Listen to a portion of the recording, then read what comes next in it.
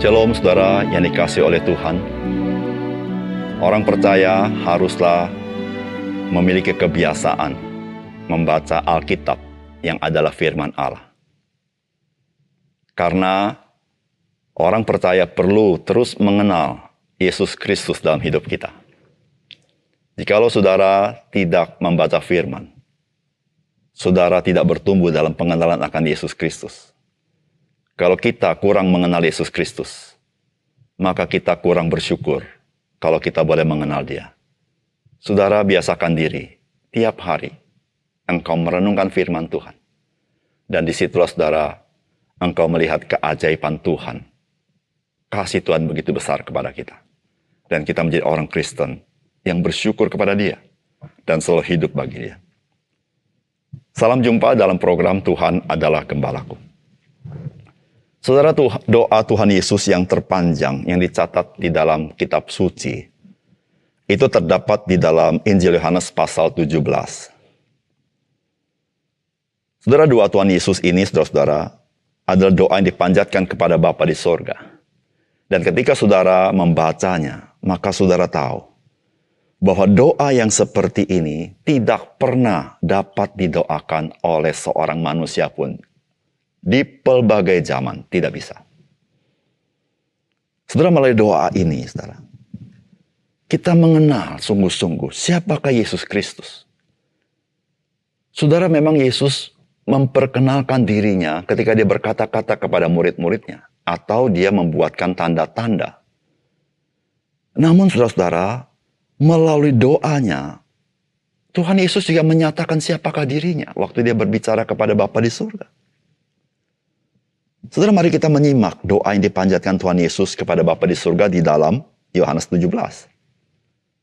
Saudara, hari ini kita akan merenungkan di dalam Yohanes pasal 17 ayat 1 sampai 5.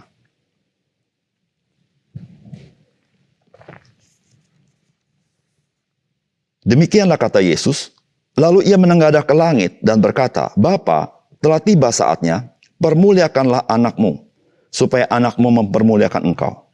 Sama seperti engkau telah memberikan kepadanya kuasa atas segala yang hidup, demikian pula ia akan memberikan hidup yang kekal kepada semua yang telah engkau berikan kepadanya. Inilah hidup yang kekal itu, yaitu bahwa mereka mengenal engkau satu-satunya Allah yang benar, dan mengenal Yesus Kristus yang telah engkau utus. Aku telah mempermuliakan engkau di bumi dengan jalan menyelesaikan pekerjaan yang engkau berikan kepadaku untuk melakukannya.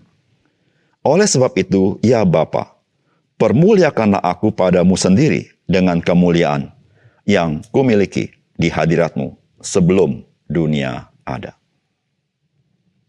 Saudara yang dikasihi oleh Tuhan, perkataan doa yang disampaikan Tuhan Yesus ini tidak dapat dan tidak pernah dapat dituturkan oleh seorang manusia pun dari zaman ke zaman di muka bumi ini. Saudara, dalam doa ini, Tuhan Yesus menyatakan bahwa eksistensinya telah ada sejak kekekalan. Oleh karena itu dia berkata, di ayat yang kelima, kemuliaan yang kumiliki di hadiratmu sebelum dunia ada. Saudara di sini memberitahukan, siapakah Yesus Kristus? Dia adalah anak Allah, dia adalah Allah itu sendiri. Karena dia memiliki kemuliaan sebelum segala sesuatu ada. Itu hanya dimiliki oleh Allah. Saudara, apakah pesan firman Tuhan bagi kita hari ini? Saudara, yang pertama, ketika Kristus dimuliakan, maka Bapa di sorga dimuliakan. Demikian perkataannya. Demikianlah kata Yesus, lalu ia menengadah ke langit dan berkata, Bapa, telah tiba saatnya, permuliakanlah anakmu, supaya anakmu mempermuliakan engkau. Aku telah mempermuliakan engkau di bumi dengan jalan menyelesaikan pekerjaan yang kau berikan kepadaku untuk melakukannya. Oleh sebab itu ya Bapa, permuliakanlah aku padamu sendiri dengan kemuliaan yang kumiliki di hadiratmu sebelum dunia ada. Saudara yang terkasih dalam Tuhan, inilah doa Tuhan Yesus. Saudara, Tuhan Yesus adalah, Yesus tahu telah tiba saatnya. Oleh karena itu, dia berdoa kepada Bapa, permuliakanlah anakmu, supaya anakmu mempermuliakan engkau. Saudara, ketika Tuhan Yesus berbicara ini, dia berbicara tentang karya di atas kayu salib. Saudara, karya di atas kayu salib bukan karya manusia, atau penguasa manusia, atau siapapun, tapi ini adalah karya Allah Bapa. Saudara, karya Allah Bapa ini adalah karya di mana Dia mempermuliakan Yesus Kristus. Saudara, pada saat yang sama, maka karya ini juga mempermuliakan Allah Bapa. Dan saudara perhatikan, bagaimana ada kesetaraan antara kemuliaan Yesus Kristus dan kemuliaan Allah Bapa. Ketika Kristus dimuliakan, maka Bapa dipermuliakan. Nah, saudara yang kasih dalam Tuhan, Tuhan berkata bahwa bagaimana dia mempermuliakan Allah Bapa. Dia menyelesaikan pekerjaan yang dipercayakan kepadanya sebagai Mesias, yaitu peristiwa kayu salib. Dan seperti kita tahu, peristiwa kayu salib itu adalah karya Allah Tritunggal. Itu adalah rencana Tuhan. Dan melalui semuanya itu, Allah Bapa mempermuliakan Yesus Kristus. Dan Yesus Kristus mempermuliakan Allah Bapa. Saudara yang kasih dalam Tuhan, kemuliaan Yesus Kristus bukan hanya pada saat di kayu salib. Tapi kemuliaan Yesus Kristus adalah kemuliaan yang kekal. Yaitu kemuliaan yang dia miliki di hadirat Bapa sebelum segala sesuatu ada. Dia memiliki kemuliaan yang sama dengan kemuliaan Allah Bapa. Dan dia datang ke dalam dunia menjadi manusia. Dan memang, saudara, dia memakai tubuh manusia. Sehingga orang-orang sulit untuk memahami dia.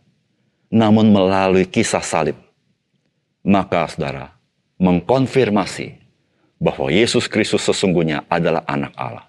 Dan pada saat itulah Yesus Kristus dipermuliakan.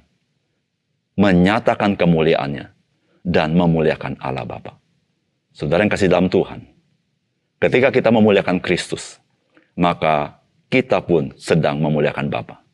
Dan ketika kita memuliakan Bapa, pada saat yang sama, kita pun sedang memuliakan Yesus Kristus. Kenapa? Karena Allah Bapa dan Yesus Kristus setara. Karena Allah Bapa dan Yesus Kristus adalah Allah itu sendiri. Sehingga tidak dapat dipisahkan dengan kemuliaan yang setara. Puji Tuhan. Yang kedua, saudara, hidup kekal itu adalah pengenalan akan Allah yang satu-satunya, yaitu Bapa di surga, dan kepada Yesus Kristus yang telah diutus oleh Allah. Saudara, Tuhan Yesus berkata begini, sama seperti engkau telah memberikan kepadanya kuasa atas segala yang hidup, demikian pula ia akan memberikan hidup yang kekal kepada semua yang telah engkau berikan kepadanya. Inilah hidup yang kekal itu, yaitu bahwa mereka mengenal engkau satu-satunya Allah yang benar, dan mengenal Yesus Kristus yang telah engkau utus. Saudara yang kasih dalam Tuhan, bagaimana kita mengenal dan mengerti tentang hidup yang kekal atau keselamatan? Saudara, inilah yang firman Tuhan sampaikan kepada kita. Apa pengertian hidup yang kekal? Saudara, hidup yang kekal terkait dengan kita mengenal Tuhan. Saudara, hidup yang kekal tidak terkait dengan perbuatan-perbuatan kita. Tapi hidup yang kekal terkait pengenalan kita kepada Tuhan. Dan saudara, pengenalan kita kepada Tuhan, maka tidak mungkin dilakukan dengan kekuatan hikmat manusia. Karena Allah sangat besar dan kita sangat terbatas. Karena Allah sangat kudus dan kita penuh dengan dosa. Oleh karena itu, saudara, hidup yang kekal sangat terkait dengan tindakan Allah. Dan karena ini sifatnya pengenalan akan Allah, maka hidup yang kekal tergantung kepada penyataan Allah. Saudara-saudara, ketika kita tunduk kepada penyataan Allah yang Allah berikan kepada kita, disitulah kita menerima hidup yang kekal. Saudara, Tuhan Yesus mengatakan kalimat yang sangat-sangat indah, dikatakan, inilah hidup yang kekal itu, yaitu bahwa mereka mengenal engkau satu-satunya Allah yang benar. Saudara-saudara yang kasih dalam Tuhan, pada zaman Tuhan Yesus, maka sekian banyak bangsa-bangsa memiliki kepercayaannya masing-masing. Memiliki ilahnya masing-masing. Dan Tuhan ketika mendoakan kalimat ini, dia berkata, Engkau Allah yang satu-satunya. Saudara, iman Kristen percaya kepada Allah yang Esa, yaitu Tuhan kita. Dan saudara kata Allah satu-satunya, yaitu Allah Bapa. Artinya apa? Saudara, artinya, saudara, Allah Bapa berbeda dengan Allah yang lain. Dan ketika berbicara Allah Bapa, dialah pencipta segala sesuatu. Dan ketika Tuhan berbicara, mengenal kepada Allah yang satu-satunya, dan Tuhan lanjutkan, dan mengenal Yesus Kristus yang telah engkau utus. Di sini Tuhan memberitahukan, engkau dan saya bisa percaya kepada Allah yang satu-satunya ketika engkau percaya kepada Yesus. Jikalau engkau tidak percaya kepada Yesus, engkau tidak bisa percaya kepada Allah yang satu-satunya. Karena Yesus berkata, mengenal Yesus Kristus yang telah engkau utus. Saudara yang kasih dalam Tuhan, Tuhan memberitahukan kepada kita bahwa Tuhan Yesus adalah jalan satu-satunya. Kalau engkau ingin mengenal Allah. Saudara, mengapa? Karena Yesus Kristus, dialah yang diberikan kuasa untuk memberikan hidup yang kekal kepada barang siapa percaya kepadanya. Saudara, tidak ada seorang manusia, seberapapun hebat dia, seberapapun religius dia, bisa memberikan hidup yang kekal. Hanya Yesus Kristus. Karena dia adalah Mesias. Dia anak Allah. Dan dia memiliki hidup pada dirinya sendiri. Di situlah saudara. Dia mati sekali salib, dia bangkit dari orang mati, naik ke surga. Dan memberikan hidup yang kekal bagi barang siapa yang mengenal dia. Mari kita berdoa. Bapa surga, terima kasih untuk firman Tuhan yang begitu indah, yang membuat kami celik mata rohani kami. Tanpa kami mengenal Yesus, kami tidak pernah mengenal Allah yang satu-satunya. Namun ketika kami mengenal Yesus Kristus, kami mengenal Allah yang satu-satunya. Ya Tuhan, terima kasih kepada Tuhan untuk firman Tuhan yang begitu indah yang Tuhan berikan kepada kami. Kami bersyukur ya Tuhan, karena Engkau mau menyatakan dirimu sehingga kami mengenal Engkau, Allah Tritunggal, yang sungguh-sungguh melampaui akal budi kami. Tetapi kami sungguh bersyukur, melalui itu kami sadar, kami harus menundukkan diri kepada penyataan Engkau. Jikalau tidak, kami tersesat dengan arus dunia ini. Terima kasih Tuhan. Dalam nama Tuhan Yesus kami berdoa. Amin.